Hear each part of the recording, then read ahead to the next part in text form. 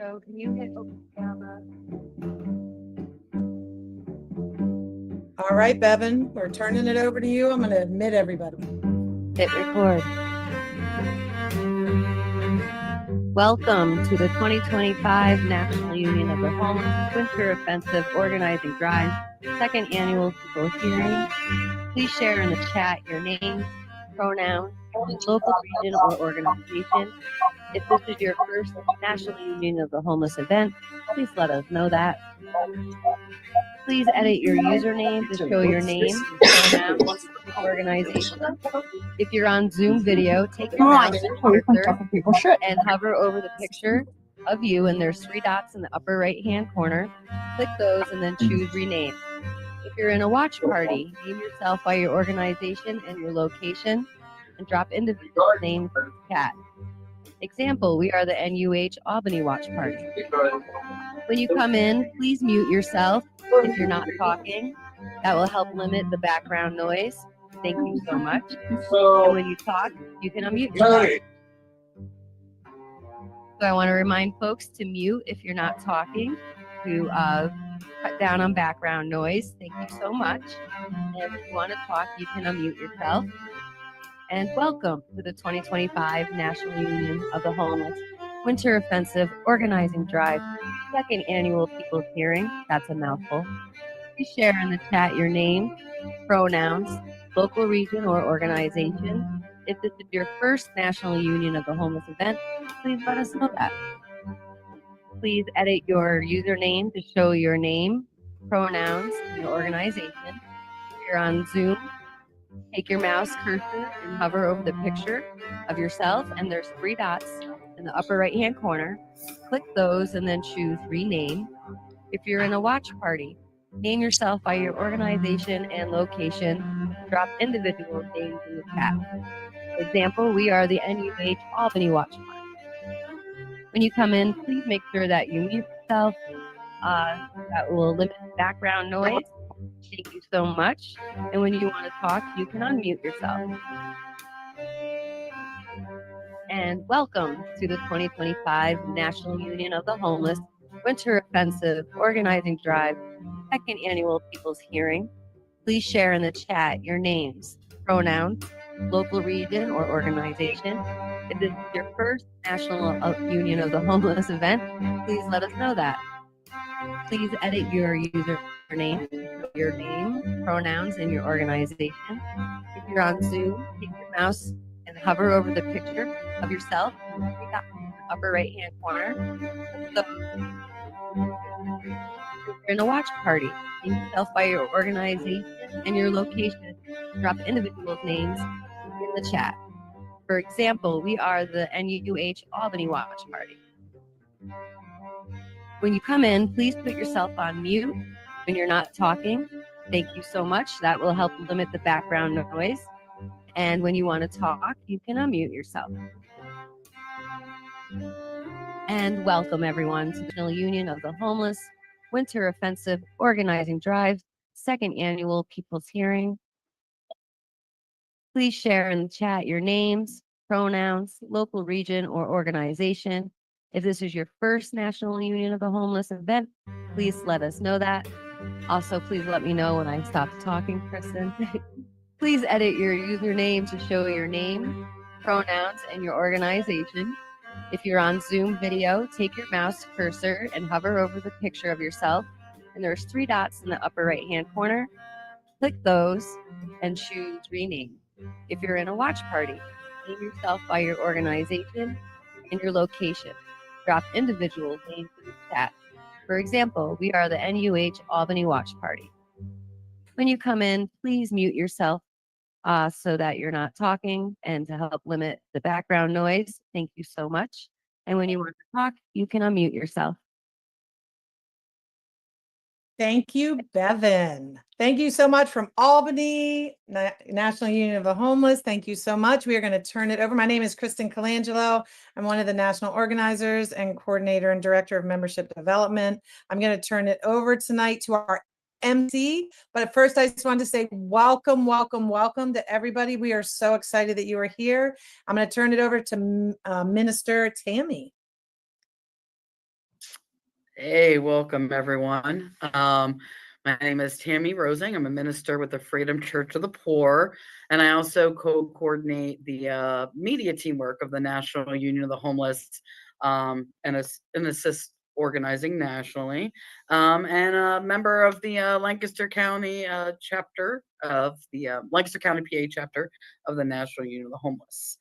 So welcome again to our second annual People's Hearing on Human Rights Day, to honor Human Rights Day, and to put this system and those in power on trial. We're going to start out with, we're going to have Father Ty from United Workers read the National Union of the Homeless mission statement. And Kristen, would you be able to screen share that up for us? Father Ty said he wanted to be a voice and read it, if that's okay. I can put it up though, if you'd like. Yeah, I didn't know if you wanted to screen share that as well, but yeah. I can definitely do that. Father Ty, if you want to take it away, I can do that. That's okay, Karen. Kristen, I'm good. Okay. So, the National United of the Homeless's 2025 Winter Offensive Statement. During the holiday season, the National Union of the Homeless comes together across 5 U.S. regions: the South, Appalachia, Midwest, West, and the Northeast, to declare housing and healthcare now, an end to genocide and the war economy, no more death on the streets, both here and abroad. The Homeless Union's Winter Offensive is a series of synchronized actions and protests that take place from Thanksgiving through Martin Luther King Jr.'s birthday, in order to highlight the time of year when the poor and homeless experience the most deadly conditions and the highest rates of suicide and death. We work together to fulfill our mission statement, declaring that we commit our lives to ending homelessness and poverty, and to work tirelessly for the human right to life, liberty, and the pursuit of happiness, for social and economic justice for all. As our leader, Reverend Dr. Savina cries, at a time when they sing peace on earth, our land groans under the weight of injustice. Again, we shout, housing and healthcare now. No more death on the streets, both here and abroad. As we enter 2026, we are also feeling the deadly effects of the June 28, 2024 Supreme Court decision, Grants Pass versus Johnson, as well as executive orders by state governors and the president that further criminalize homelessness and poverty. We are seeing an increase in the deadly practice of sweeps and the incarceration of our homeless communities. Simultaneously, we are facing massive cuts to benefit programs like Medicaid and SNAP. Hospitals continue to close while we build new prisons and forced labor camps for the unhoused, and terrorize and imprison undocumented workers. Our nation's military budget, nearing $1 trillion annually. 60% of the United States population reports they are struggling to make ends meet, while the top 10 billionaires grew their collective wealth by $698 billion in the last year alone. We know there's enough food to feed everyone, and that there are 24 empty homes for every single individual in need of one. While 1,000 souls will freeze to death on the streets this year, and homelessness and poverty continues to rise at record numbers. And we declare, no more. The Poor People's Campaign, a national call for moral revival, has shown that poverty is the 4th leading cause of death in the United States. And 800 people die every day in the richest country that's ever existed in the history of the world. Our system is failing, and we are dying as a result of a system that puts profit over our lives. We mourn, lift up, and honor the names of those we've lost. Join us, the National Union of the Homeless and the Nonviolent Medicaid Army, as we organize to unite our class to end this system that profits from poverty, homelessness, and death, and to create a society organized around our human rights to health, housing, food, and lives of dignity, so that we can together thrive, not merely survive. You only get what you are organized to take. Thank you so much, Father Ty. We're going to send it over to Chris for the mission statement from North Carolina, National Union of the Homeless. Hey, y'all. This is our mission statement. So we have chapters all across the country, and no matter what struggles you're involved in your city, your town, your state, our mission binds us together under one common goal that we have. So our mission is the heart and soul of the National Union of the Homeless is to commit our lives to ending homelessness and poverty and to work tirelessly for the human right to life, liberty, and the pursuit of happiness, for social and economic justice for all. We dedicate ourselves to raising the awareness of our sisters and brothers, to planning a sustained struggle, and to building an organization that can obtain freedom through revolutionary perseverance. We pledge to deepen our personal commitment to end all forms of exploitation, racism, sexism, and abuse. True solidarity demands that we create not only the new society, but also the new human being. Thanks. Thank you so much. And thank you everybody for joining us. Wow, what an amazing view I have right now of all of the screens. I am, again, my name is Kristen Colangelo. I use she, her pronouns. I'm out of Collingswood, New Jersey, which is right outside of Philadelphia. And I am one of the national organizers of the National Union of the Homeless. I'm part of the Philadelphia Union of the Homeless, and I am also the director of membership development and political education nationally, working with other leaders across the country to train, identify, train, and develop leaders. And the way we do that is to go through experiences together. And part of that is this hearing. So you're going to hear from a lot of leaders across the country tonight. In our first, we had a launch right before Thanksgiving, and now this is our first event of the Winter Offensive. And you say, well, what is that? What is the Winter Offensive? And I just want to give a little bit of background on that. Back in the 80s and 90s, the original union, National Union of the Homeless, developed out of mass displacement and mass dislocation of the workers of this country, changing the face forever of homelessness.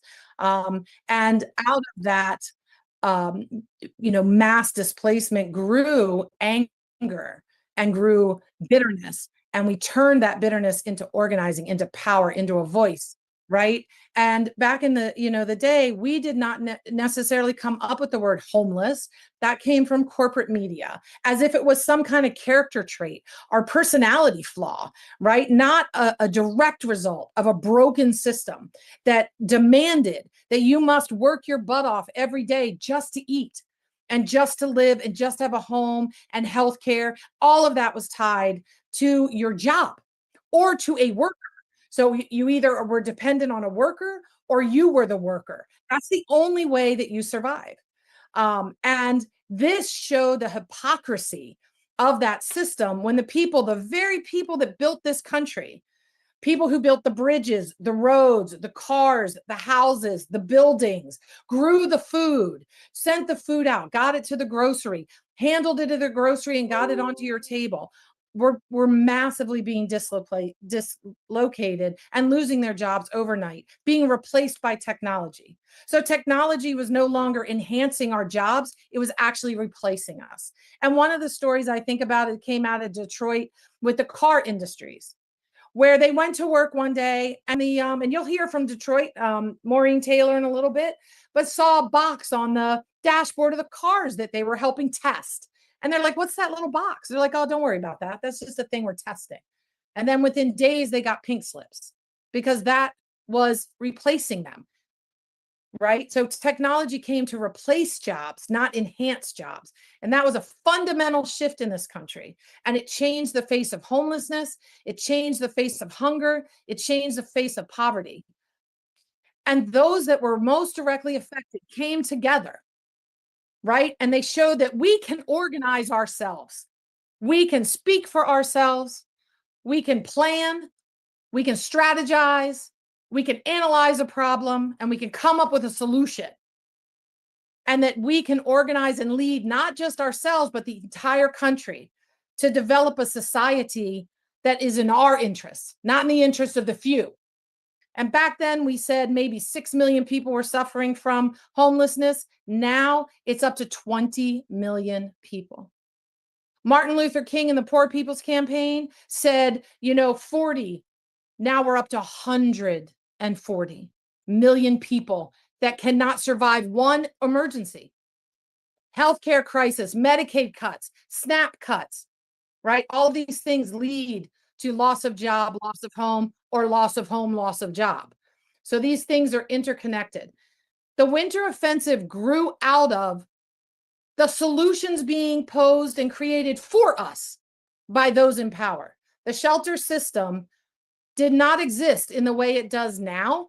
It was created out of those conditions in the 80s. That was their solution, to build a shelter system and a nonprofit and a homeless industrial complex. We said, no, housing is a human right. No more death on the streets. Housing now. Healthcare now.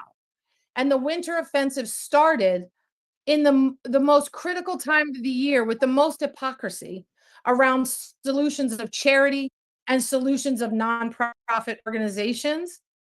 And we said, we're going to organize around what we see as the solution, which is ending the system. This runs from Thanksgiving, where you see lots of charity, where people are coming together to feed folks on Thursday. Yet, as Minister Matt says out of Lancaster, why is it that you can, the very next day, sleep outside for a flat screen and not get criminalized, but when I sleep outside to live, I get thrown in jail or criminalized? So holding that hypocrisy up at this time of year. And then moving into Human Rights Day. In 1948, the United States led the charge to write something called the Universal Declaration of Human Rights, not taught in our schools.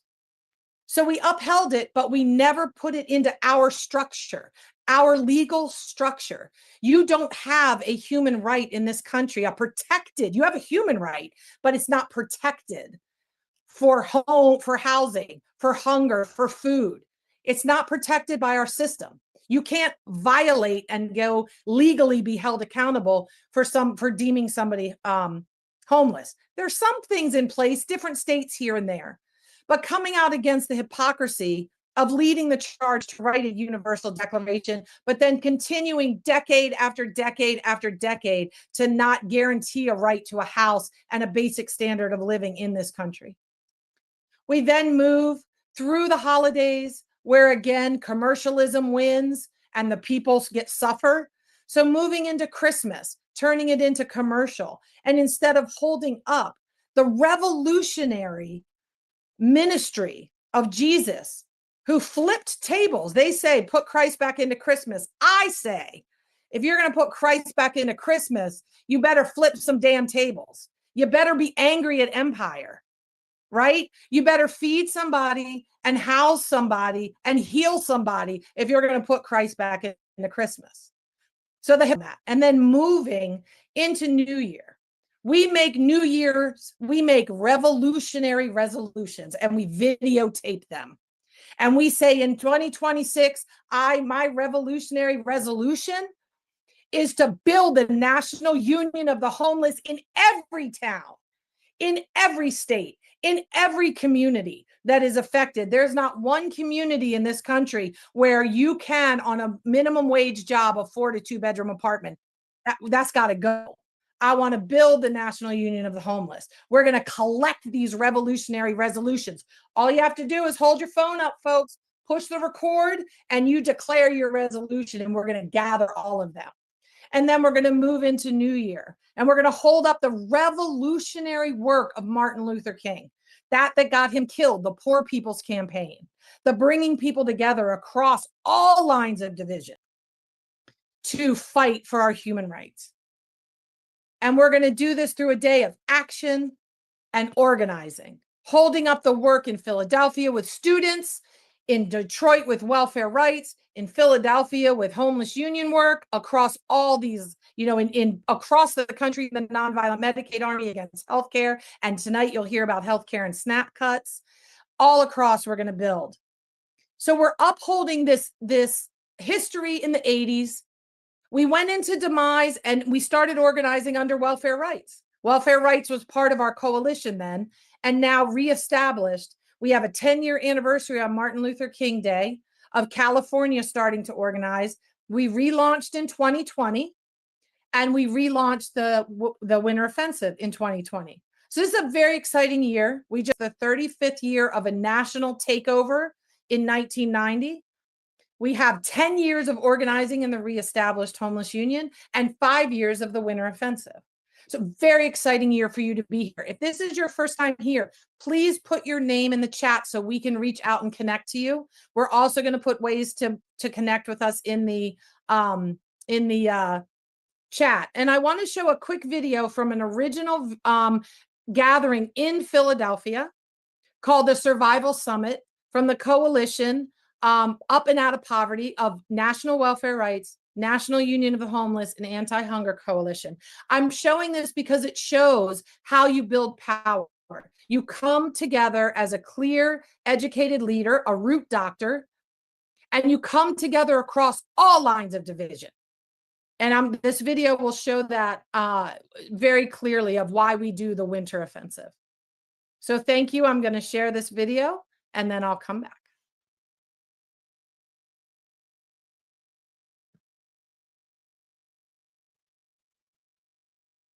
Just one moment, just getting the tech together here. Y'all, I'm multitasking tonight. I'm doing the tech and I'm talking and I'm doing the tech and I'm talking. Hold on one second. Lots of grace, please. All right, there we go. We got optimum sound. Thank you. All right.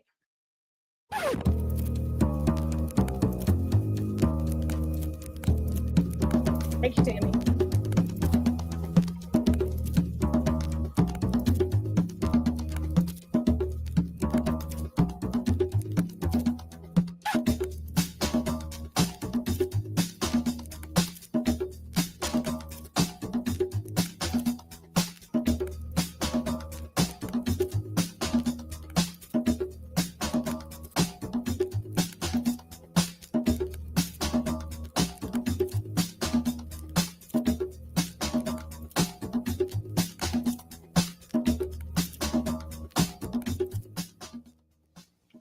I do feel that we are an expendable class of people at this time. The government has no need for poor people anymore, and they are not on the agenda. The poor must realize that they are in a majority in this nation, and that a small minority of people is dictating all policies. We must realize that we are strong if we unite. We are asking anyone to give their identity up, but we must come together as an entity to survive. As long as each group stand alone, we will be destroyed one by one, and the mighty and the powerful rich will continue to enjoy the wealth of this nation. There's enough for all of us, but we must unite together to get it. I did not say that I was a voodoo man. I told you I was a root doctor. Ronald Reagan is the voodoo man, and I'm a root doctor. But there's a big difference between voodoo and being a root doctor. If I had a few minutes today, I would talk to you about a tree. If I just had a few minutes, I would discuss how a tree exists. And you finally understand why I deal with roots. There's a reason for all of us being here today. That's the reason for all of us having the problems we got, even though they are individual problems, but there's a reason. And the reason is the root. What caused all of these problems to exist? How do they continue to exist? If I had my chance today, I would go on the homeless, the houseless today, the people in the streets. And I was simply asking them the question, why are you in the streets? What put you out here? There's a reason. And it wasn't all because of dope neither. It all wasn't because people were lazy either. There's a lot of reasons why people on the streets. As long as we let this system, and I don't know what you call a system, and I don't have time to tell you what I call it, but I think you got enough sense to understand something. As long as you let this system operate like it operates, we always will have problems. We got to go at the root. As long as the mind workers think that our problem is the only problem in the world, we got a problem. As long as the Indians think that their problem is the only problem in the world, we got a problem. As long as black people think that they got the only problem in the world, we got a problem. Yeah. We got to stop thinking about our older stuff and do like a root doctor would do. Go down, get the tree by the root. Don't play with no leaves and no limbs. Turn it over.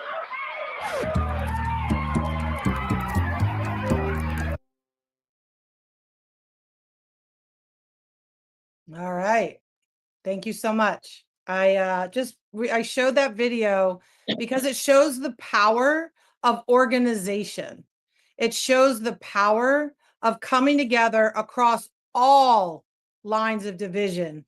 And we are divided, and that is how we don't have power. The best way to stay in power by a small amount of people is to keep the masses divided. We have to come together across all these lines of division and organize. And we start building power by identifying our leaders and our gold, finding them. They're out there, y'all. And we want to come together. You're on the screen with us tonight. We do these people's hearings. We do the winter offensive so we can connect, so we can find the people that have the same interests in the society that we do, to bring them together into the fight. And that's why we're here. We're not here to talk just about our problem, right? We're here to also give a solution. We analyze a problem and then we find a solution. And what does a leader do? A leader teaches people what that solution is. They knock on doors. They go out to where people are. They go to an encampment. They go to an RV place. They go, like I said, knocking on doors, working in tenants units, all unions, all these things coming together, all these groupings coming together into one powerful voice. And as I close and hand it back over to Minister Tammy, I just want to leave one image in your mind. If you've watched this movie, you know this image, and that's Nemo, Finding Nemo. All these fish got scooped up, kinds of fish, all different sizes, and they're freaking, they're all swimming in different directions.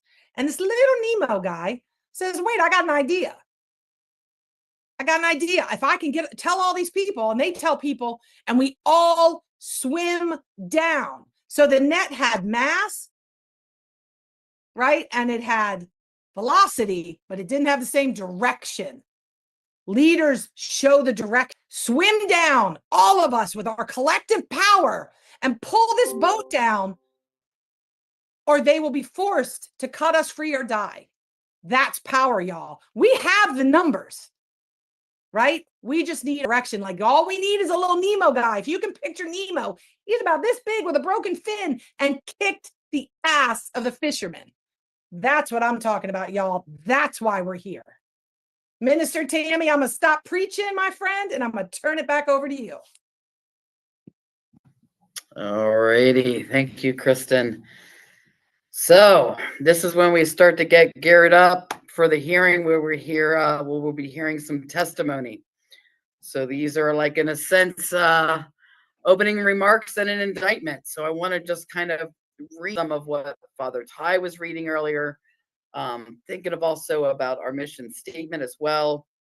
But before I do that, I want to read this blurb here from Article 25 of the Universal Declaration of Human Rights. Everyone has the right to a standard of living adequate for the health and well-being of himself and his family, including food, clothing, housing and medical care, and necessary social services, and the right in the event of unemployment, sickness, disability, widowhood, old age, or other lack of livelihood in circumstances beyond his control. Motherhood and childhood are entitled to special care and assistance. All children shall enjoy the same social protection. I don't know about y'all, but I definitely feel like we need to indict the United States on this, right?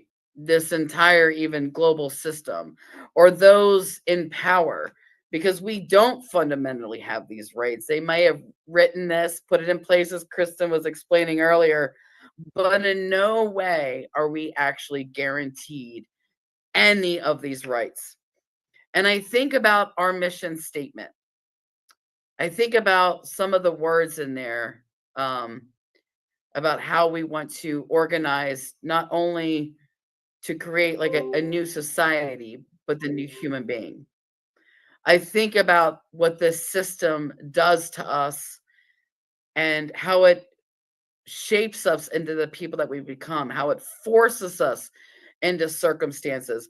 This system, and perpetrated by those in power, literally creates the conditions. It creates poverty. It creates hunger. It creates homelessness. It creates our denial of healthcare, and then turns around and criminalizes us for that condition that it creates. And as we get into hearing some of the testimonies, we're going to hear it from looking at it from a plight, fight, insight.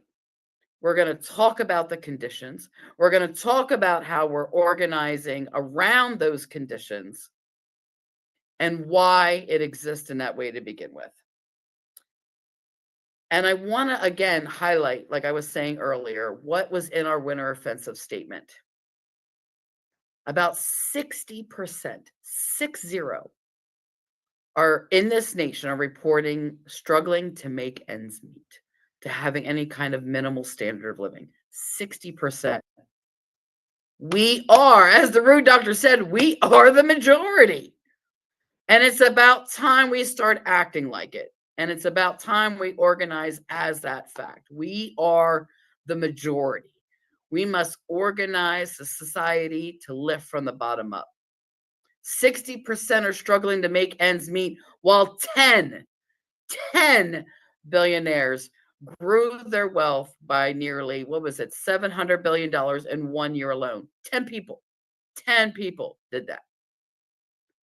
Yet more of us are falling into the ranks of the poor and dispossessed and struggling to make ends meet. Something's off balance there, right?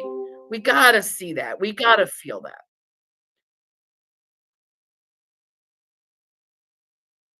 And I think about our military budget, the war economy. It's nearing almost getting to the point, if not already, $1 trillion a year. A year.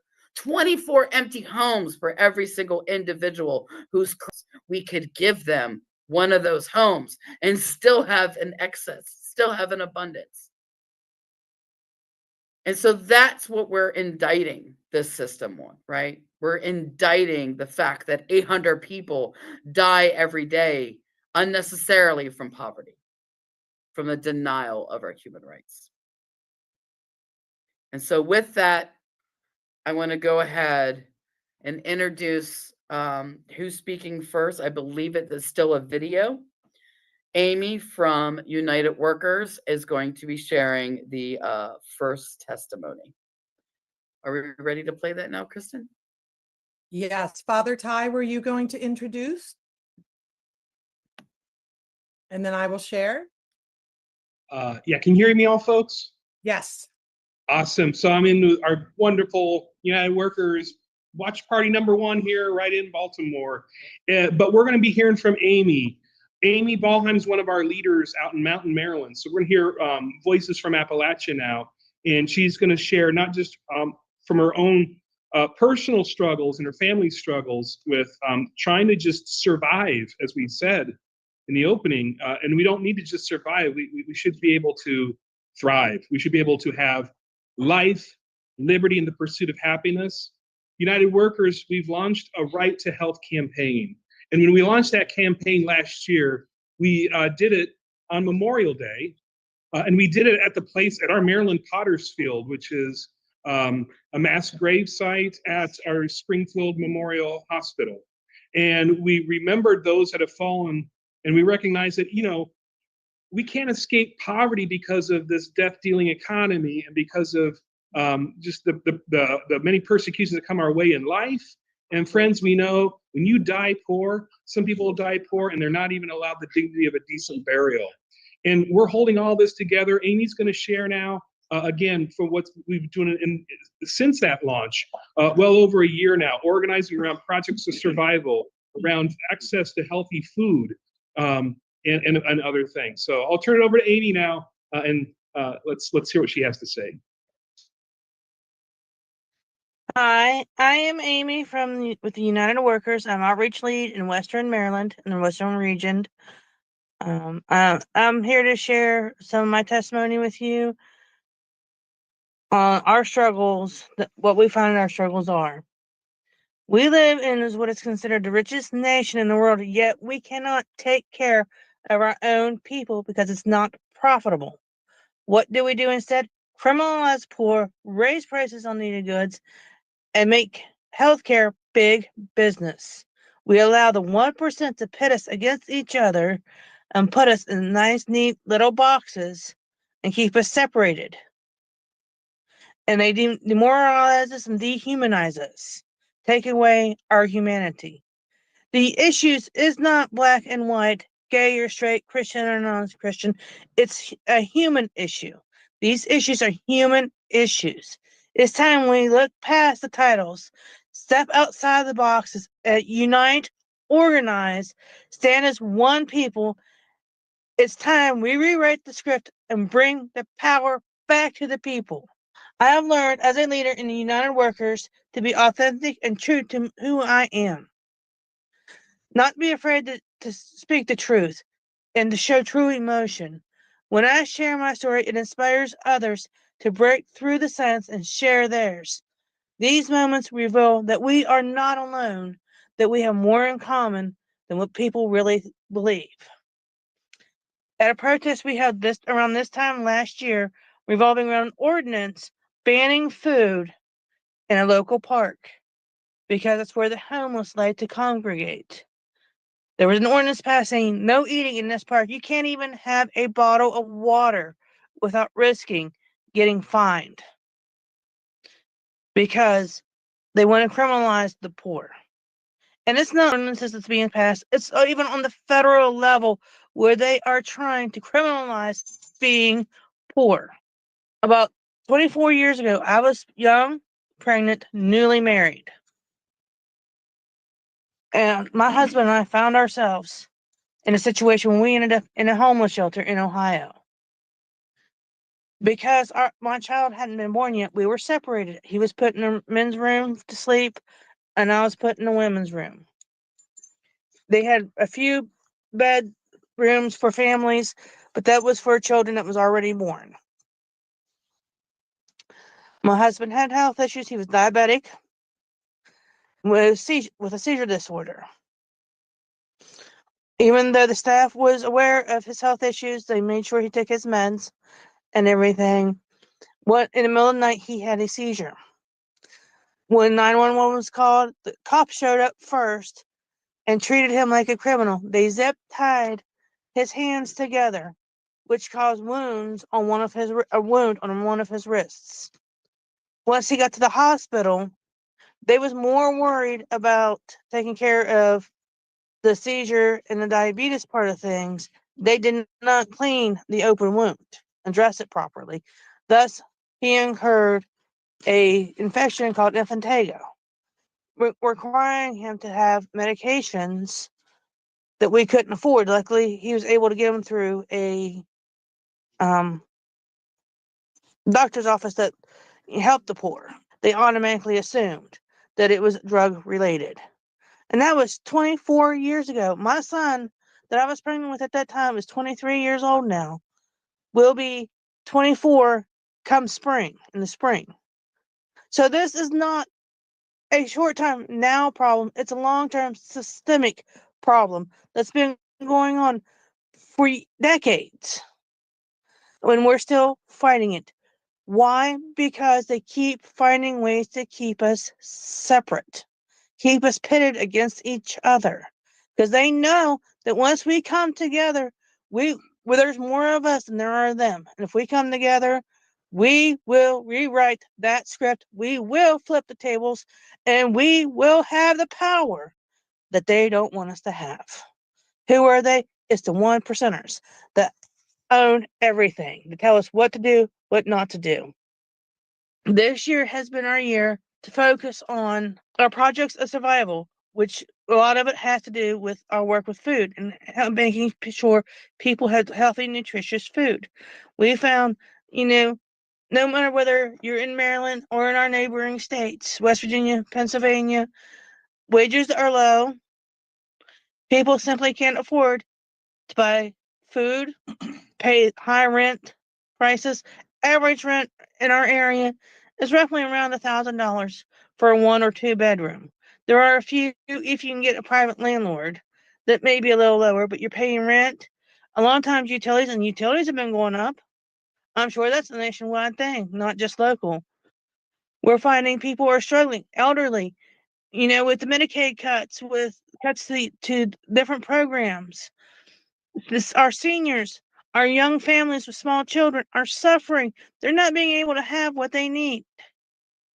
We're in our fundraising, and we've been trying to raise funds to help support our local produce drop because of cuts to USDA, the program that runs that particular, allowing people to get fresh produce.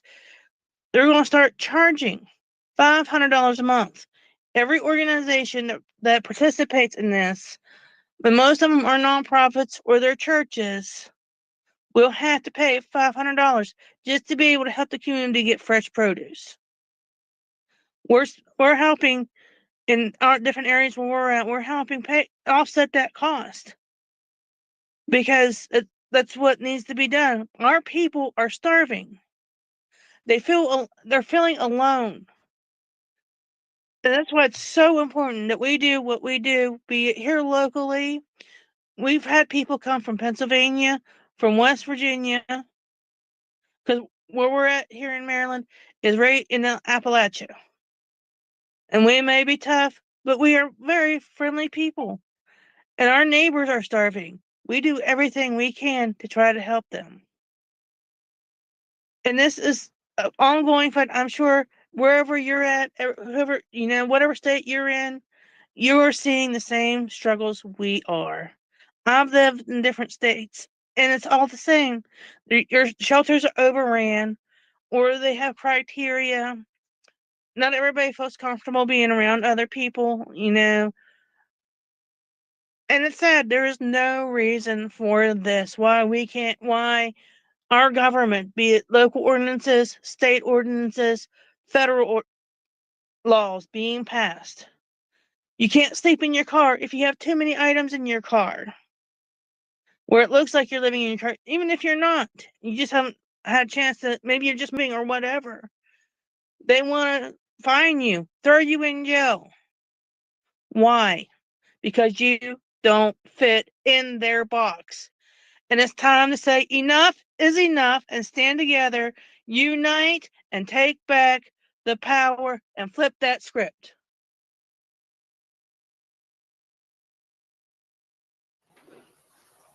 Yes. Thank you, Amy. Thank you, United Workers. Amen. Let's do it. Time to flip them tables, flip that script. Absolutely.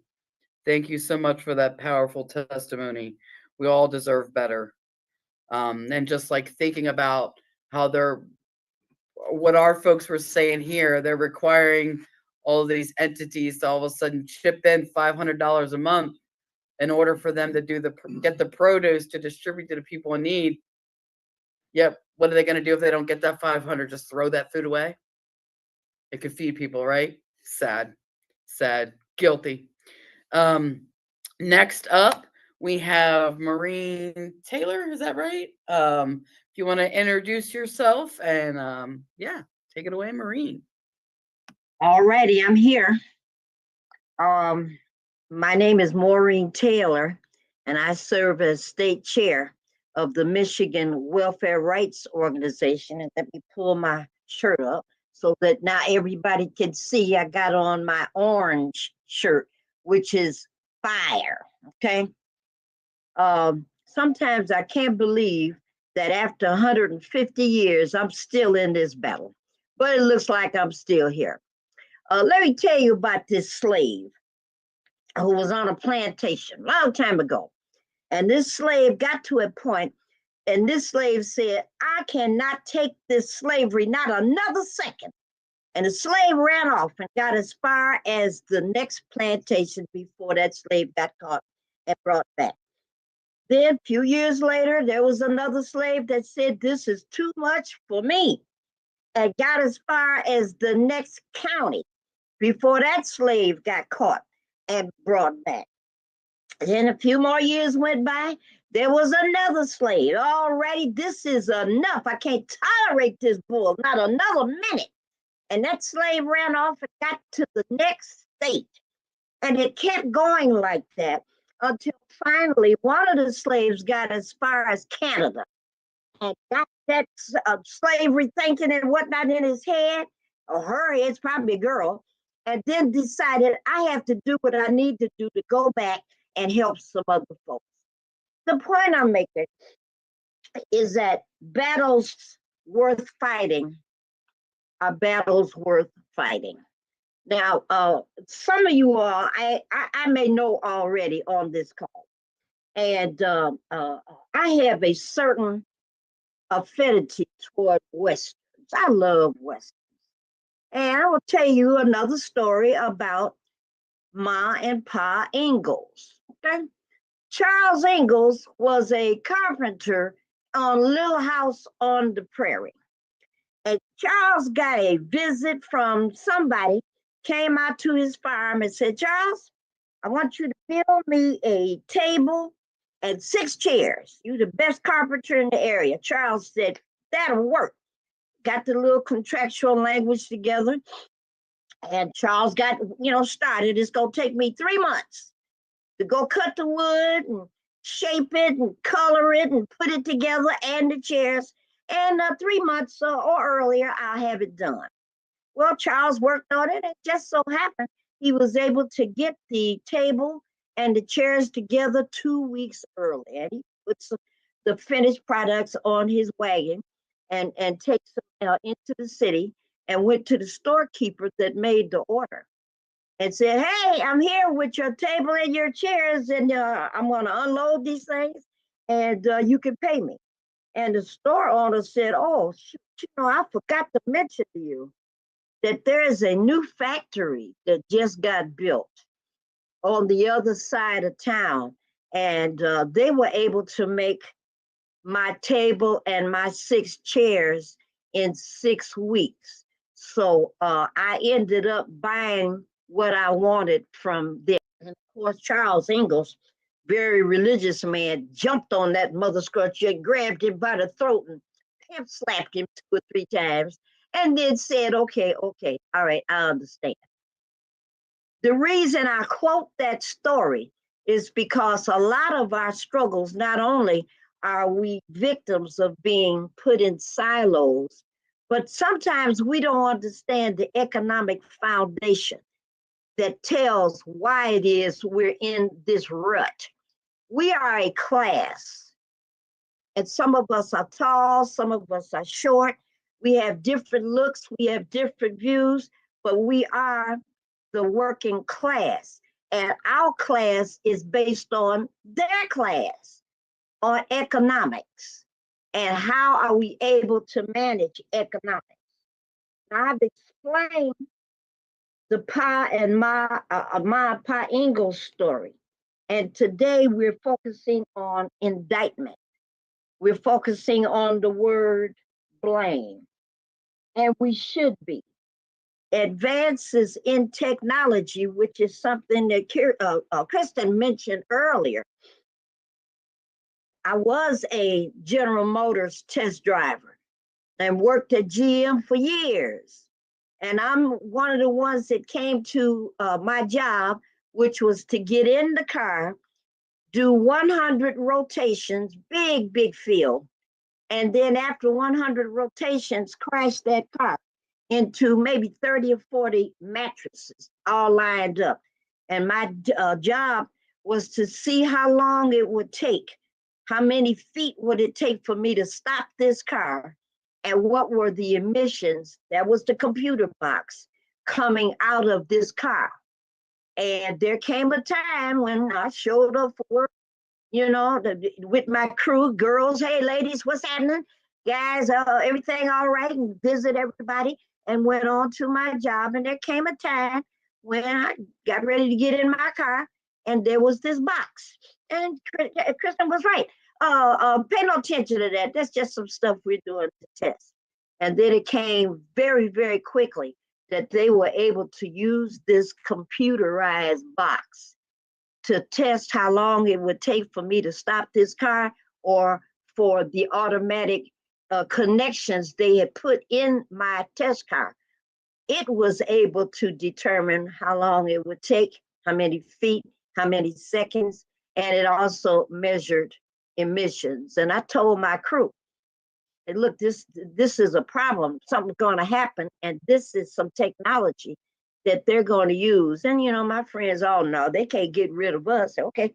And we got laid off. Big birthday party shows up. I go out there with my badge, and there is where it was an outside track. Great big old warehouse. And I went over there and looked in the window, and there was my car going around and around and around. And I went back to my crew and I told them, listen, make certain that you follow the unemployment rules, because you just lost your job and you're not getting it back. And people didn't believe me, but that was some of the beginning of the loss of employment in Detroit. We the home of unions. We the home of blue collar unions. We the head of union organizing across the country. And that came as such a shock because there was so much denial. They cannot get rid of us. And again, we were $1 short and a day late because we weren't thinking, and we're talking 40, 50 years ago. We're not thinking that these folks, that 10 or 11 or 12 families that own 90% of all the wealth, we're thinking that they're thinking that we're the same. They go to a Christian church, and we go to a Christian church, so we must be the same. They go to the synagogue, we go to the synagogue, we must be the same. They go to the temple, we go to the temple, we just the same. Hell no, you're not the same. You're worse than less. You're worse than less. So whatever kind of religious person you thinking you are, because they got the same name on their church as you have on yours, don't be mistaken by that mess, because you're not the same. I'm going to tell you one more story. It's not frustration. I'm just so happy to see so many youthful people on this call. Me and my nose and my allergies are sniffling. And I'm shocked that I'm still in this fight. I can't believe it. I used to jump over welfare benches and chase workers in welfare offices and threaten to pimp slap them and throw manuals. And I did all of that. Me and Marion Kramer, if you look us up on Google, what it says is welfare rights terrorized workers. And I thought, hurrah, that was our job, was to terrorize people, to make them see that what they're doing was wrong. all of this kind of struggle that we have been involved in has been righteous struggle. My knees don't work as fast as they used to now. So I'll jump over benches like I used to. But I can throw some words at a person who is trying to oppress my people and make you feel like I just slapped you. I knew and I know the kind of language to make it clear that you cannot continue to mistreat people like you are doing. So as I'm moving into a different role in terms of my struggles against poverty, against hunger, and homelessness. A bunch of us went to Washington, D.C. a few years ago to meet with the head of HUD. And at that time, it was Marsha Fudge. And she was very clear. We're still good friends. She left right after our meeting, not too long afterwards. And we talked about how much longer HUD was going to be in the business of housing. And she was clear, and the staff she left, some of our best friends are these same people. None of them work for HUD anymore. And the message was very clear that HUD is no longer in the business of making housing available. And she was right. We've seen it. You've seen it. We live in a country where folks do not revere the importance of people's bodies. Don't think it's important for people to not live on the corner. Think it's okay for folks. Lady called me today. She was in a terrible accident. She's got 99 days in at Comcast TV, 90 days, and she does not have any health care. And now she's been in this accident, and she wants to know what can she do, where can she go to get some health care. And she's calling me like I have the answer. I did have the answer, but that's the trouble we're in. We're not reaching out to larger and larger and larger numbers of people to let folks know, A, we're in an economic battle, and B, our allies are on this call right now. Our allies are on this Zoom meeting right now. Our allies are all around us. And what we have to do is what was already told us. I'd see that movie, Nemo, but I got my own examples of how we get separated and we get moved around. It's scandalous what's happening in America right now under these criminals in Washington, D.C. and that whole gang. It's criminal. It's scandalous. It's outrageous. But here is where we are. And I'll end my remarks by quoting the masters, my favorites. And I'll start off with, what is that guy's name? Science Officer Spock. And was in a fight on Star Trek. You all know the storyline. Things happen. Spock is in the basement, about to die because he's sacrificing his life for the ship. And somebody tells James Tiberius Kirk, Captain Kirk, you better go downstairs. And he looks around, oh Lord, what has happened? He run downstairs, and here's Spock on this side of the glass, and Kirk is on this side of the glass. And Spock puts into language what we all should strive for. And what he said was, Jim, never ever forget that the needs of the many must be the needs of the few or the one. This world belongs to us. We got the air, we got the trees, we got the water, and it looks like the good Lord is not making any more. This is it. And we got the worst damn people in the whole world destroying everything. And the only message that I can leave with you is that, you know, I'm old enough now to get Social Security, and I got a gold card. So I have money to help folks, okay? Half the people in welfare rates. We have gold cards, and we've got money that we can send and spend to help folks that have better needs than we do. But colleagues and comrades, we are at a point right now where we can't be scared. You know, we're going to live one time, and after that's over with, you're going to have to tell somebody, why didn't you do more? You know, I don't have that problem. I already been promised that the moment I die, I'm going straight to heaven. I'm not talking about nothing else. I ain't got to go to no middle place, none of that. The only thing I've ever asked the Lord to do is to keep me straight. And once I am dead, let me sit right next to St. Peter, St. Paul, and anybody else, so that when people come up to the heavenly gates, I can say, Lord, this lady was the best. This guy was the best, but that mother scratcher over there, don't let that one. I want to help make the selections. If I could just do that, then I'll die a happy woman. My name is Maureen Taylor. I am state chairperson of Michigan Welfare Rights, and I bring you greetings from all of them. Thank you so much for listening to my words. Yes. Thank you, Maureen. Thank you. Powerful. And you know, I too always like a Star Trek quote and whatnot. I admit that I'm a Star Trek nerd. Yeah, it's very, very powerful. They keep us divided on purpose, right?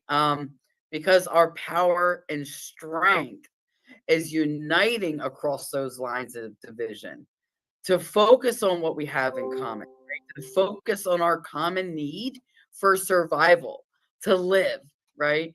So they keep us divided on purpose. Thank you so much, Maureen. Very powerful. I am now going to introduce those in Chicago, Illinois, the Chicago chapter. I believe it's Weber and Gerald, if I'm not mistaken. If you guys could please introduce yourself, and yes, let's look forward to your testimony. Hi, I'm Gerald. Hey, my name's Weber. I use they, them pronouns. We're both members of the Illinois Union of the Homeless here in Chicago. Yeah. We wanted to talk a little bit, first off, three things that we wanted to talk about: the conditions that we're facing, that our members are facing here at the shelter where we're organizing in Chicago. Also, the People's Clinic that's organized, and how this relates to the broader issue of, our fight for our human rights, healthcare, and housing. So, yeah, do you want to share a bit about the conditions? The conditions that I experienced in Spark shelter, bed bugs, roaches, cereal for breakfast, banana. I'm a diabetic. I can't eat cereal for breakfast. The mistreatment of people I witnessed from there. I didn't know there was 2 million people homeless. That hurts me to my heart to know that this society keeps on putting in laws to keep people homeless. I thought about it one day and somebody brought to my attention, and I'm like, if Jesus was homeless and they treated him this way, then we mean nothing. But without us humans, they don't see the homeless is the best part of this country. We're hardworking. We don't stop. We give up. We keep pushing. We can't give up. We know it. The security there, they are not trained. I've been trained in security before, and those guys are not professional. They got washers and dryers. They got 10 washers, 10 dryers at that shelter, and we could not use not near one of them to wash and dry our clothes. I had to wash my clothes out by hand. And if it wasn't for the sun being out, they wouldn't have got dry.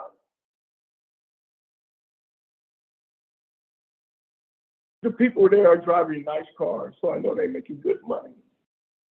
The donations they drop off, we never see them. The only decent food we get is when somebody brings it in, it's home cooked. And I've experienced that. I prefer cooking my own food because I'm used to it.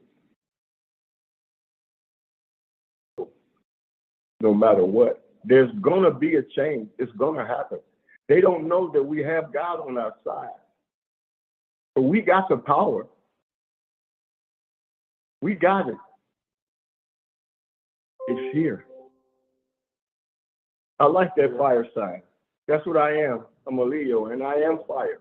Yeah. Thank you. Yeah. And we also want to share a bit for the People's Clinic that we do. It's the People's Clinic. It speaks for itself. It's doing good. It's bringing people out.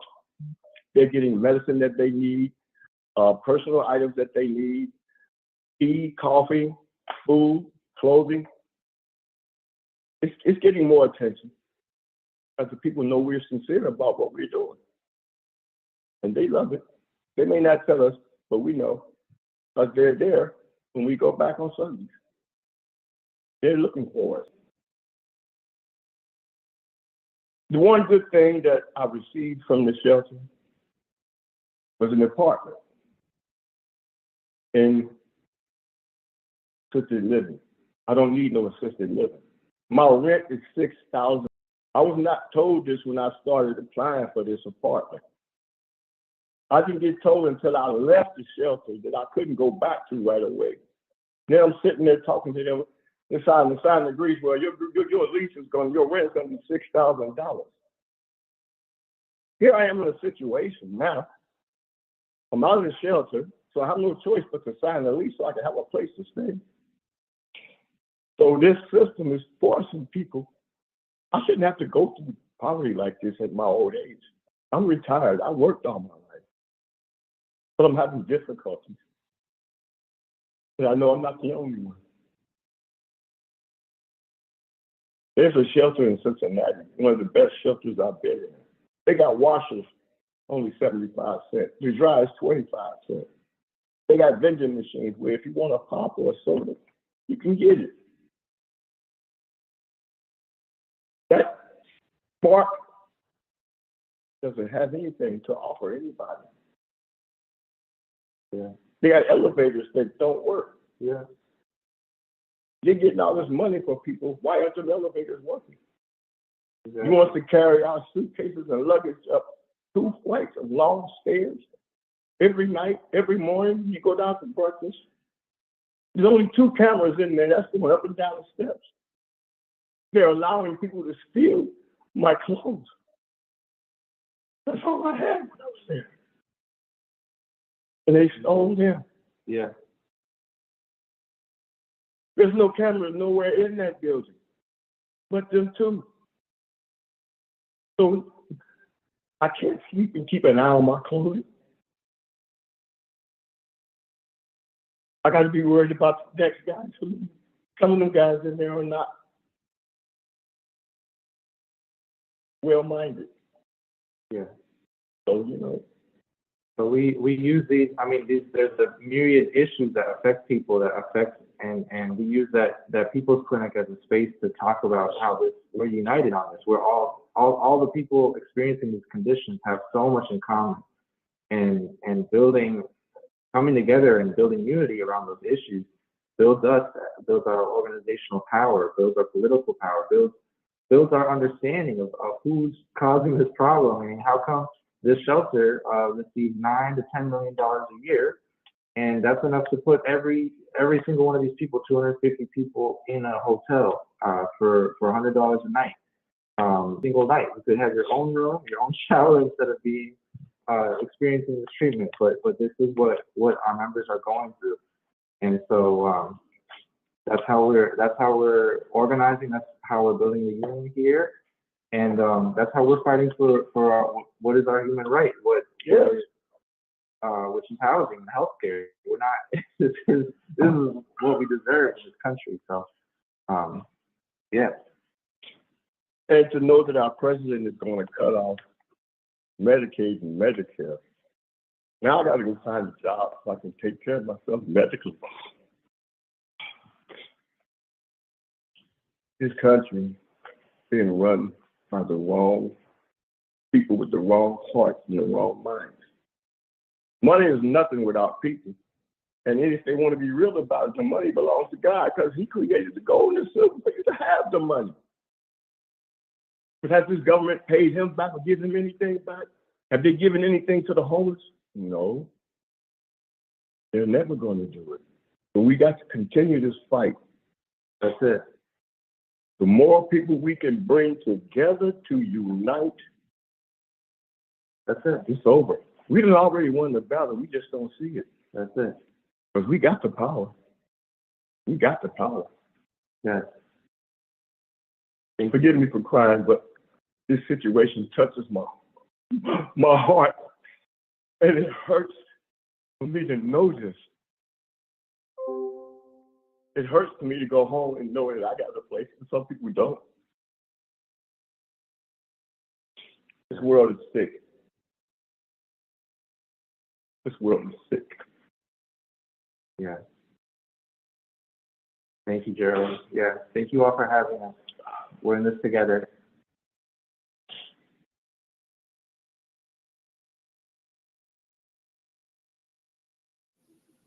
Alrighty, thank you, Chicago. Whew, powerful. You know, we all Can I deserve. just say something really quickly? I'm sorry.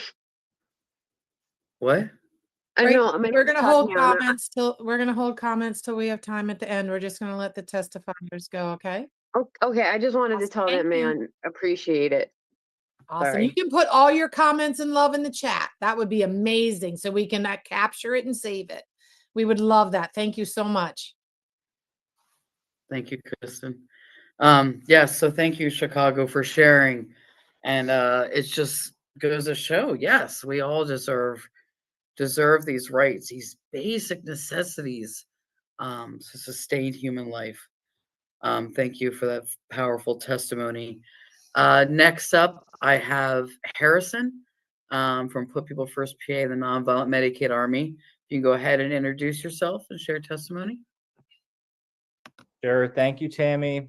Hey, everyone. My name is Harrison. I use he, him pronouns. I'm a coordinator in Put People First, Pennsylvania. And I'm also in the Nonviolent Medicaid Army and the National Union of the Homeless.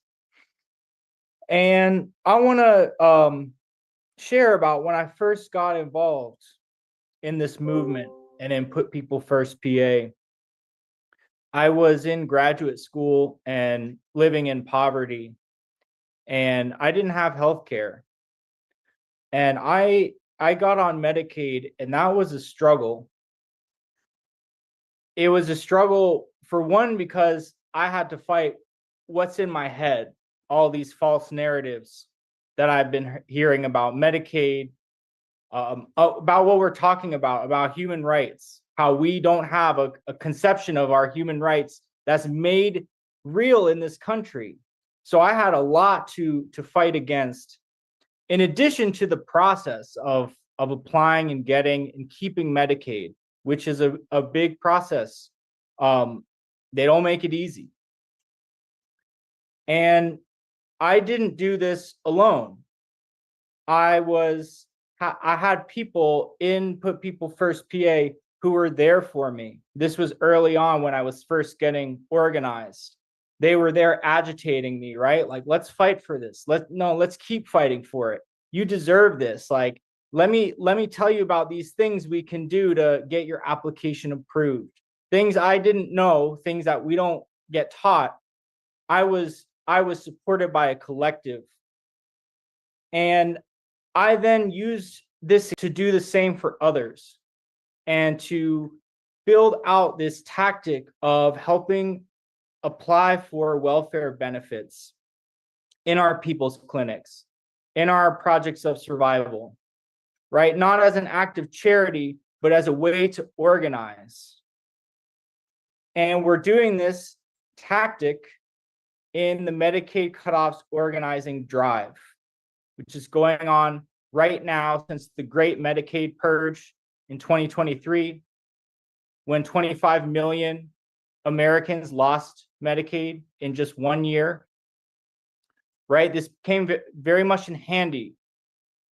And this has served Put People First PA very well in our organizing, this tactic of using the welfare fight to connect with our base and to fight with them and to organize them. And it takes a collective. We can't do this alone. This is about survival and how we have to come together to fight for just our basic human rights. And what I've learned from this is that the attacks on the poor, all of these attacks, the unnecessary death, the criminalization, the cuts to benefits, this is business as usual.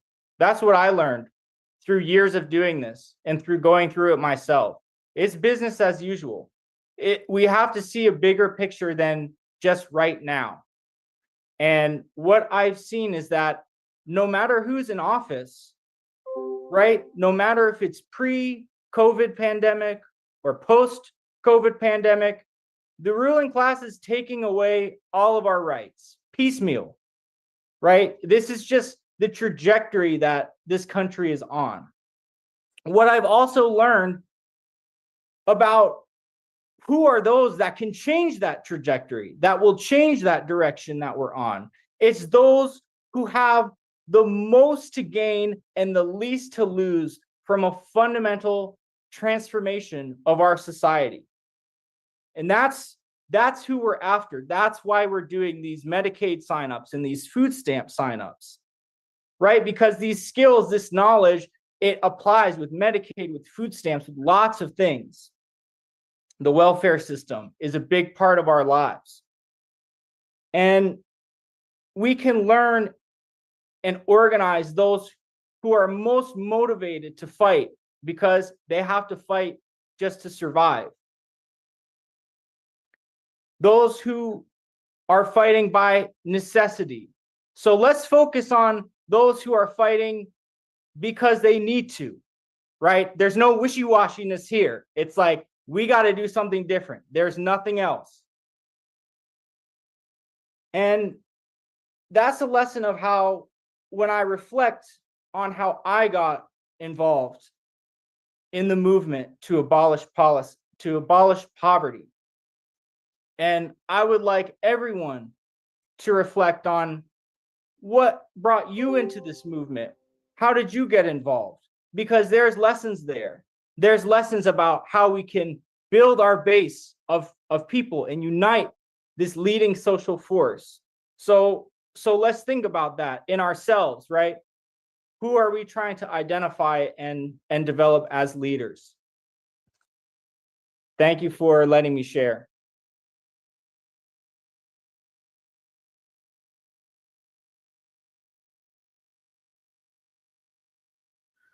Thank you, Harrison. Yes.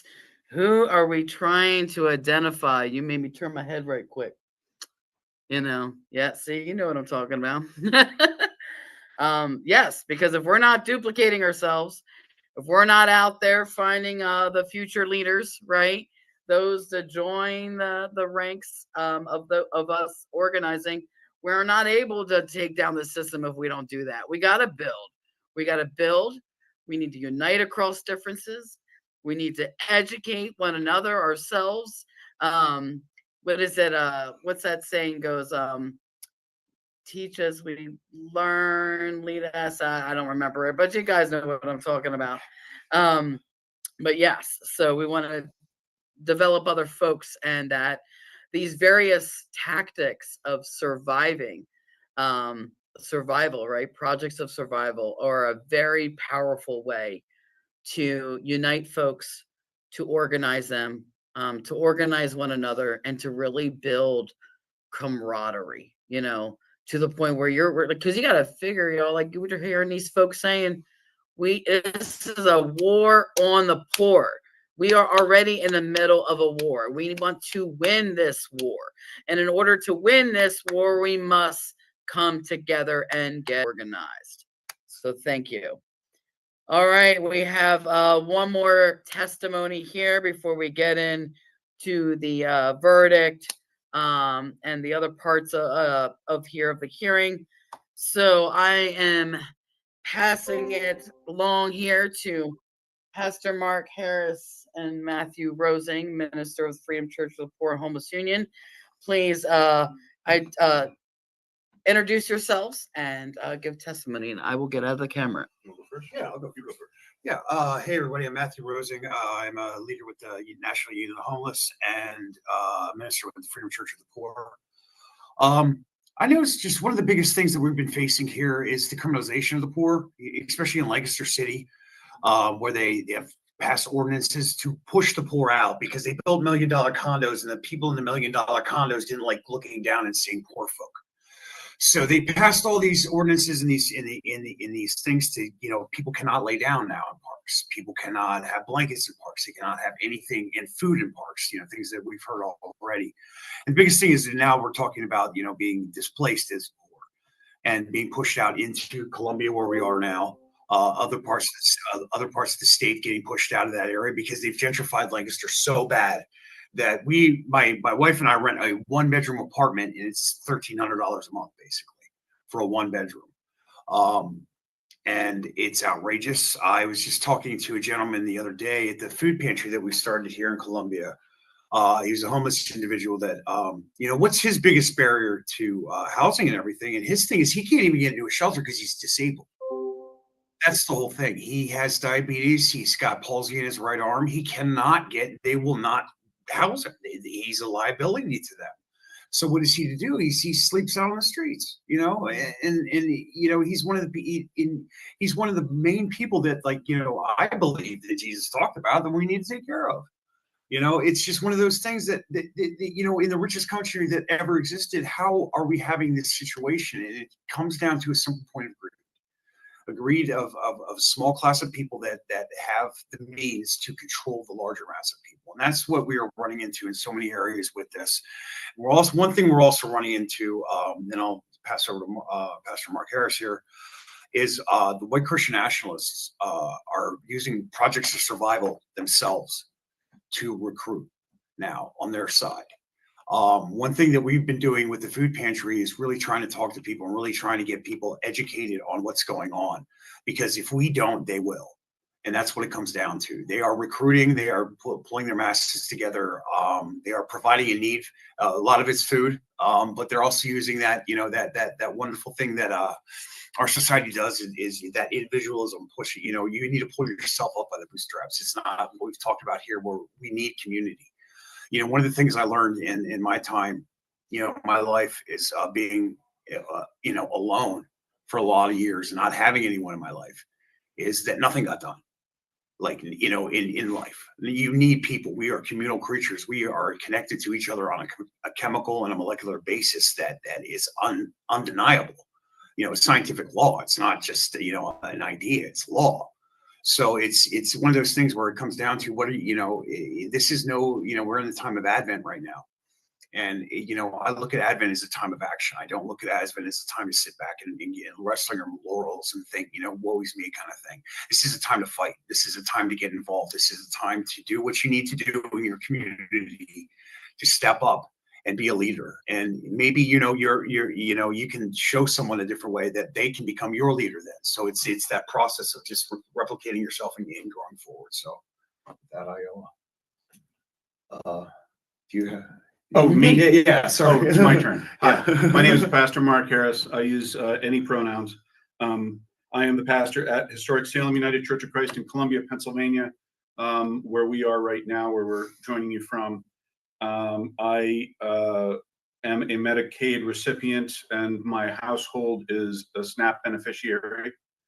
I have chosen to serve at a small church in a poor community, so I am a poor pastor, despite the fact that my ordination, which should happen sometime early next year, requires me to get a $100,000 degree.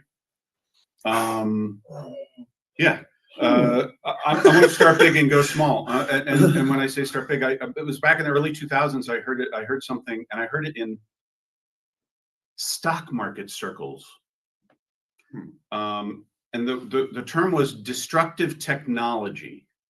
And at first I heard that term and I was like, oh, so that's people like investing in cruise missiles and things, right? Destructive technology. That's not what they meant. You know what they meant? This. This was a destructive technology because it destroyed another technology that had already existed, the landline. The landline, which took a huge amount of more of people to be employed in order to make the system work. This was designed and created to use far fewer people than any other communication system before it. Other examples of this are ATMs, self-service checkout aisles. All of these things are basically destroying jobs. They are destructive. They're not cruise missiles, but let me tell you, they're going to blow up your life if you're depending upon an income from one of those jobs. And right now, we are staring in the face during Advent, of one of the greatest destructive technologies we have ever seen before, AI. We are coming into a time when more and more and more jobs will become obsolete. And yet we continue to persist with this belief that all you have to do is work hard enough and you will be able to earn enough money to afford all the things you need. How? How is that going to work when there are not enough jobs for people? It's not going to work. That's the bottom line. I think that safety nets are really, really wonderful. I think they're a really great idea. If you're walking on a tightrope, but if you're not walking on a tightrope, why are you depending upon a safety net to keep you safe?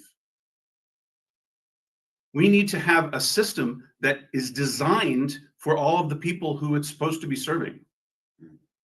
Money was created as a lubricant.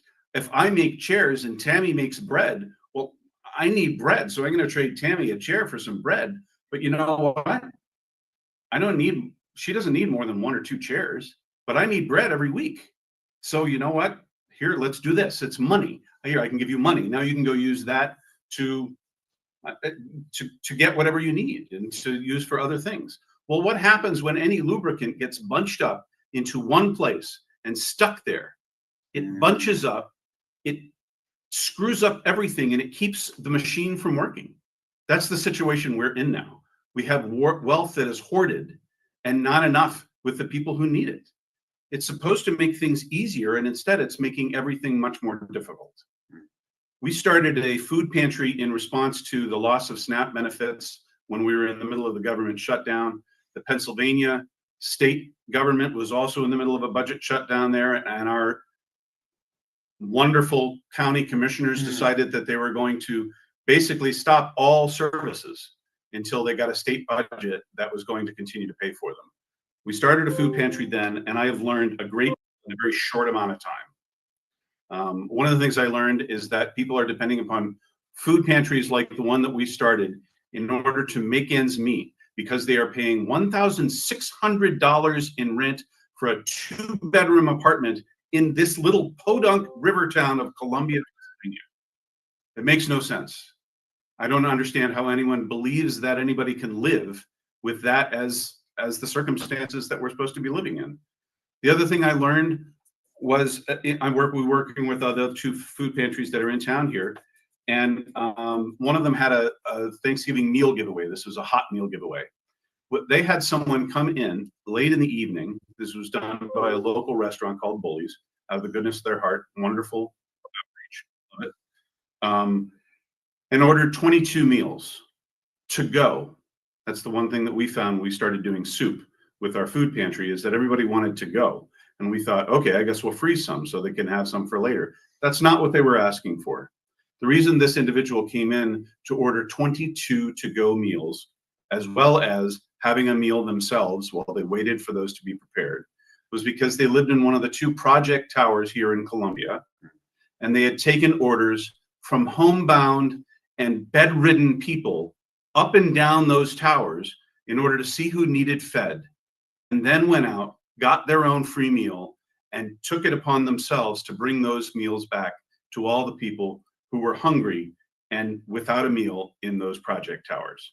So we have the working, able poor taking care of the disabled poor.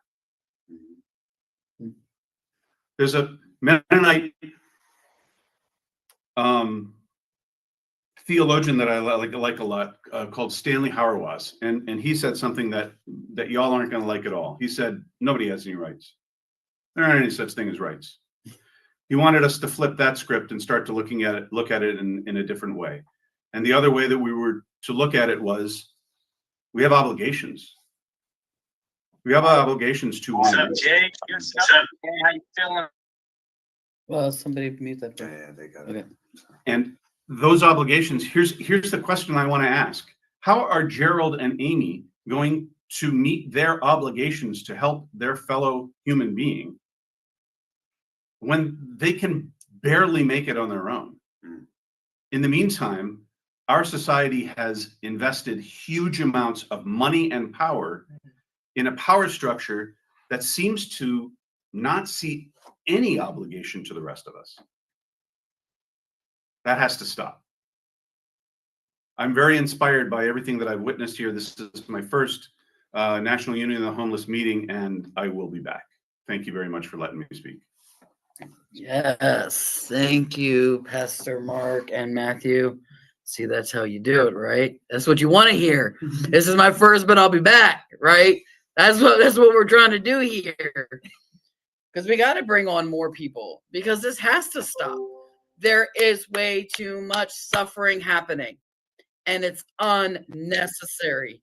As we say in our winter offensive statement, we have more than enough food to feed everyone. We have more than enough homes to house everyone. And we certainly have enough health care that everyone can get health care, right? What? I have another thing to say. Okay. So I look around at Columbia, and you told me the statistics. I didn't believe them at first. I had to go look them up again, Tammy. 24 houses for every unhoused person. The pounds of food I already know. I was in the restaurant industry, you know that, before I became a pastor. The pounds and pounds of food. All of that housing, all of that food is sitting there doing nothing. The food is rotting. But rather than not make a profit on it, they would throw it away and leave it empty. You tell me what is cared about by the people who are administrating that system. Do they care about money, or do they care about people? They care about money. Yeah. And that's what they're guilty of, right? And that's what we're about to find out, because I'm about to call on Bevin, who's going to read the verdict. Oh, look, Maureen's already in there with her verdict.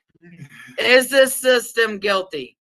Is the rich ruling class guilty or innocent of the denial of our human rights, of the perpetrators of suffering and sickness and pain? What say you, Bevin? Thank you, Tammy. I'm Bevin Francis. I co-coordinate the Albany chapter of the National Union of Homeless with my friend and mentor, Joe Paparone, and I'm going to deliver our verdict.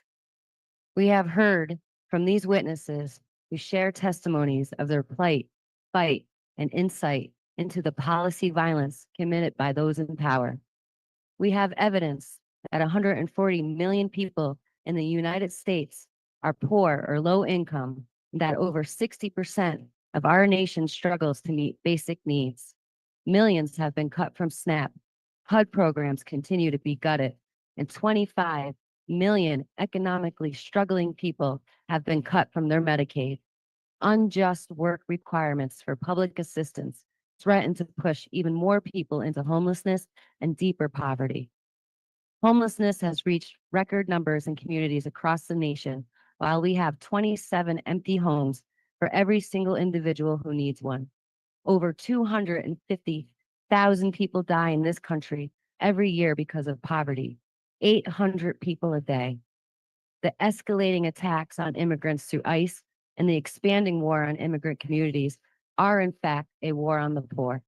Families are separated, workers are exploited, and entire communities live under constant threat, all to maintain a system that profits from human suffering. Through my own field work, I see every day how the system is structured to keep the poor poor. I meet people who are working full-time and still cannot afford their basic necessities. In my own life, I work full-time and spend 50% of my income on rent. I barely make ends meet. This is not an accident. This is policy.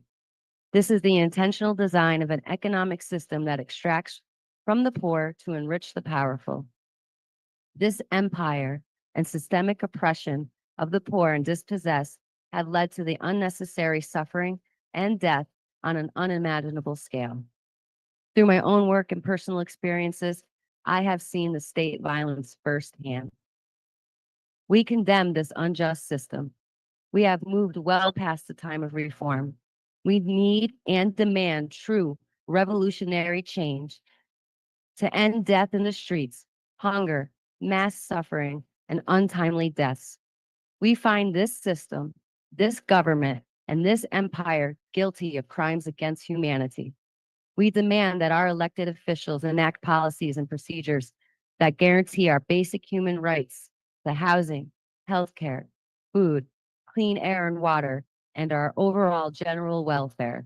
We must unite and get organized, for you only get what you are organized to take.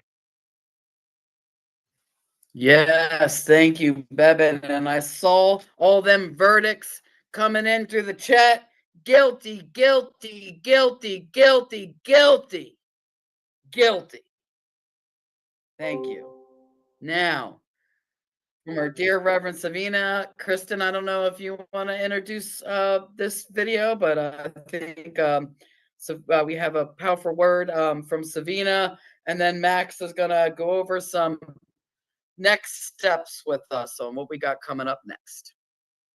Absolutely. I have the great honor, I'm getting my tech together here, to introduce Reverend Dr. Savina Martin, who is one of our senior advisors and original member and fighter with the Boston Union of the Homeless chapter back in the 80s and 90s, still active today. And she could not be with us tonight, but sent everyone her love and peace and blessings and fight for justice. And we wanted to bring her into the space by showing her call to action from last year. So you'll see the flyer to 12/10/2024, and then she will start to speak. So just give me one moment to get that up on the screen, and we will be good to go. All right.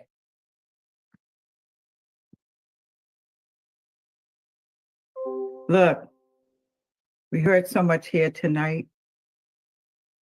And for those of you that don't know me, my name is Savina Martin, and I was among the early leaders of the original Union of the Homeless, along with Christian's mom and many others. And we partnered in the late 80s along with National Welfare Rights, right? And the Anti-Hunger Coalition. Look, everyone knows the story, and everyone knows that right now, we know the system is guilty. Guilty is charged.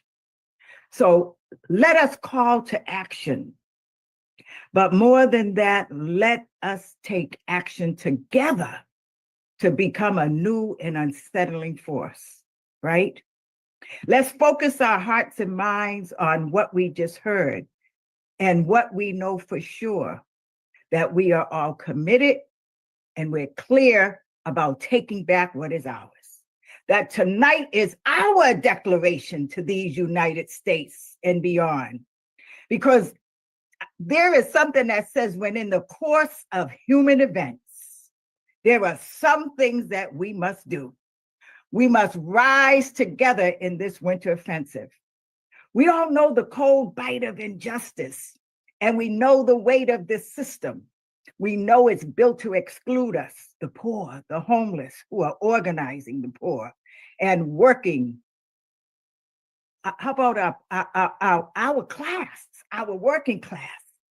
We're rising together. We're rising together. But we must do what we have heard today, which is the call to organize, organize, organizing. And our conviction right now is we aren't going anywhere. As long as we have no other choice but to live on the streets and rat-infested motels and in shelters, we will organize and take back what is ours. This is our moment. The National Union of the Homeless calls on all of us tonight to join this winter offensive, a movement made up of leaders, fighters, thinkers. We're relentless, we're strong, and we're on the ready. We're getting into step and we're getting into formation. And together, we will fight for the undeniable truth, which is housing as a human right. Our dignity, look, our dignity is non-negotiable. And no one is free till all of us are free. And until we have a right to have food, have adequate housing, to be warm, to be dry, and not burn in a vacant home, trying to keep warm, we must continue to demand health care and the right to fare well. These are our basic necessities. And this system, as Matt and Tammy charged, are guilty. You're guilty as charged. And we are coming for our stuff. We are organizing, we are getting into step, and we are taking back what is ours. We want and demand housing. We face a nation where homelessness is criminalized. Healthcare is denied, and survival is treated as a crime. But history teaches us this: change does not come to the quiet and compliant.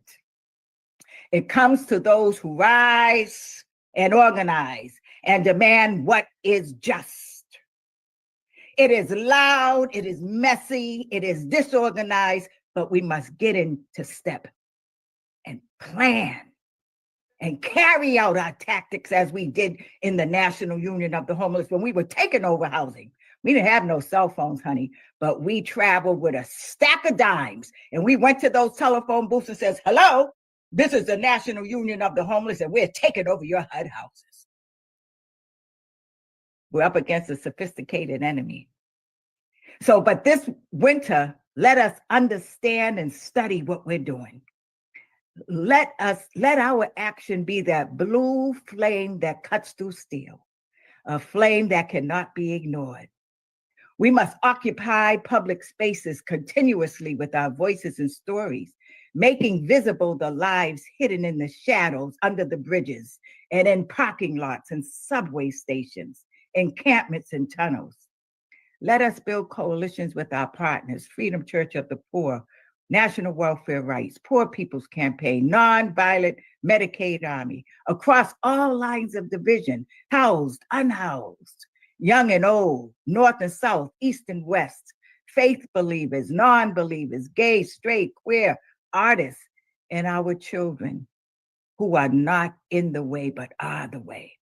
Let's continue to pressure lawmakers to end these policies that perpetuate our poverty, criminalization, and neglect.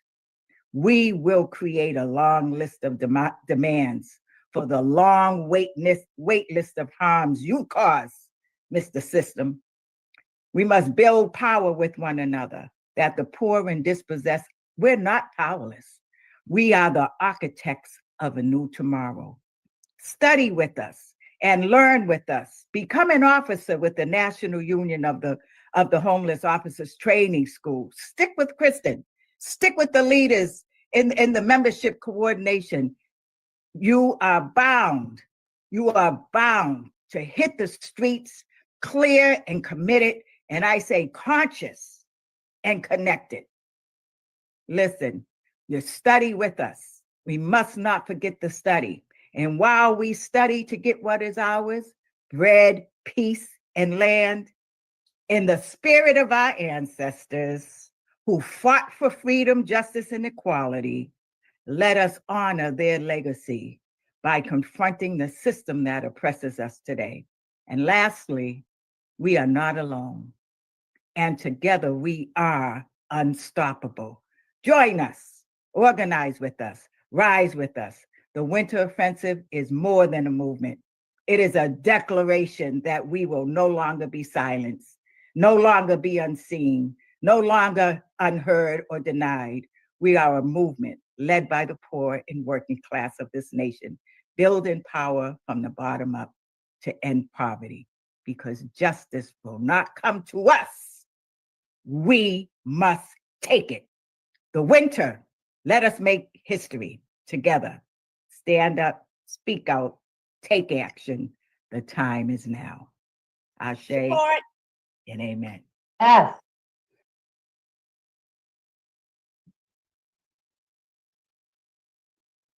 Good. Yes, powerful. Do we have Max with next steps? Hi, Tammy. Yes. Yes. So we are at the beginning of the season of the Winter Offensive. And so there will be more virtual and local events happening throughout this season. And at all of our virtual and local events, we invite people to read our statement on the winter offensive. So if you're hosting a local event or a watch party, make sure you read that statement. And if you can get video of at your events of folks reading that statement, we're going to make a compilation video at the end of the season.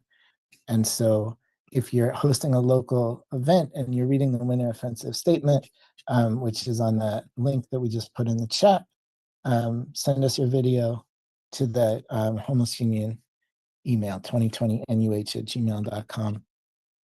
In terms of what's coming up, the next big date on our winter offensive calendar is December 21st, the longest night of the year. So locals are going to be hosting memorial events during the day on the 21st, during the evening on the 21st. If you don't know sort of who's local to you and what's happening in your area, send an email to that 2020nuh@gmail.com or check out our social media to see local events. And some folks are doing things like around that weekend, like I know in Philly, our event is going to be on the 19th, Friday morning. And we have the opportunity to get together again virtually like we are right now with the Freedom Church of the Poor. So they're hosting a virtual memorial on that Sunday night from 6 to 7 p.m. And the Freedom Church of the Poor is celebrating this whole season. They're calling it the Advent of a Revolution and Birth of a Movement. And so there have already been a couple of really amazing sessions in that series. And the Homeless Memorial will be one of the sessions in that series, but we highly recommend checking out the whole thing. And I think the link is going in the chat to join the Freedom Church of the Poor as well. And that's every Sunday from 6 to 7. You can watch on YouTube and on Facebook, the way many folks are watching tonight as well. And then another way to get involved as an individual, as a local, as a chapter, is to share your revolutionary resolution. So leading up to the new year and early in the new year, we'll be sharing video, images, and stories of how we are committing to the kinds of change and the kinds of uniting, the kinds of clarity, the kinds of commitment, and the kinds of change that we talked about tonight. So make a video of yourself or someone who you organize with saying their revolutionary resolution. We'll share it on our social media. And then the season ends with MLK Day. So lots of stuff is in the works for MLK Day, and you can find us on the socials to share that. So we are on Facebook, we are on Instagram. I think we're on TikTok for the youngins, but I don't know how that works. We're on YouTube, and I also don't know about X because I deleted my account and now they're not speaking to me. But I know we are on YouTube, Facebook, Instagram, and you'll see information about upcoming events, locals, etc. And also many of your locals are on social media, so you can find them all over to see what might be going on in your area and what opportunities there are to join with other folks to watch national Zooms. So Winter Offensive now through the final MLK Day of Action and organizing on January 19th. Let's keep in touch over the internet and by coming out to local events. And thank y'all for being here. Awesome. Thanks, Max, for all that. I think Kristen's going to be saving the chat because I saw some wonderful, powerful messages popping up all throughout this people's hearing. And I guess I just sort of wanted to kind of go us out, right? Like this was a lot of energy built up. People were excited. And I just want to remind us of something. What do we get? Only what we're organized to take. Exactly. You only get what you're What organized you're organized to take. One more time, as loud as you can say it. You only get what you're organized to take. Yes, thank you.